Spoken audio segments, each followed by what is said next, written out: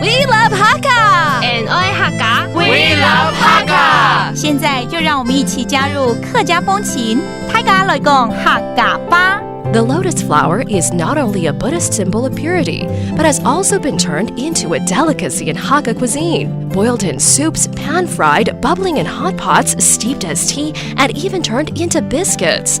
The Hakka people have been very creative with the holy herb. Take a trip down the East Rift Valley to get a taste yourself, where you'll also see vast open vistas and relaxing recreation parks that have become very popular tourist destinations. Hey, it's time for another round of Talk About Hakka on ICRT.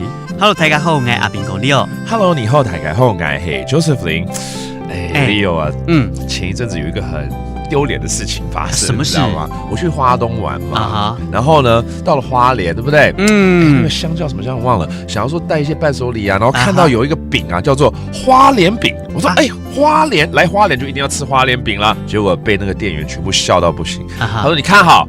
哦，是莲花饼莲花饼啊！我知道，你是去那个吉安乡对不对？对，就是吉安乡啦。我跟你讲，吉安乡的莲花饼其实还蛮有名的，而且吉安乡这边其实它就是很多的客家人在这里定居。那就早期他们是从桃竹苗那边就搬到这个吉安乡这边来住的。了解。而且吉安乡它有很多的莲花的产品你刚刚说的莲花饼就是其中一种，然后他们也会把莲花呢来入菜，所以来这边可以吃莲花套餐，我还不知道没错，还要再回花莲了啦。对，你没吃到浪费了。但是如果你要看那个很漂亮的莲花除了在这个吉安乡之外呢，你也可以到这个台东的池上乡。那是隔一个乡而已嘛。对啊，就已经到台东了，但是不同的县那边呢有一个叫大坡池。OK， 大坡池上面就有很多很漂亮的莲花，而且你还可以撑着那个竹排。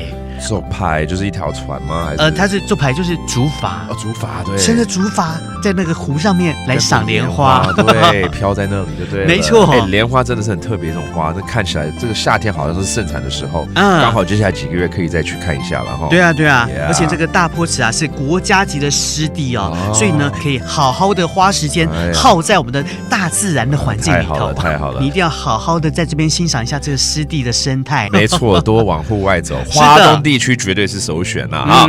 好，那我们就来教几个单字喽，包括这个莲花 （lotus）、莲筏 ，OK，that's the lotus flower，and then the raft， 竹筏怎么说？竹排 ，OK， 好诗情画意，真的有空去花东走走喽。And that's today's talk about Hakka。什么泰嘎？俺只say张来了。客家风情由客家委员会监制。 We Love Hakka has been brought to you by the Hakka Affairs Council.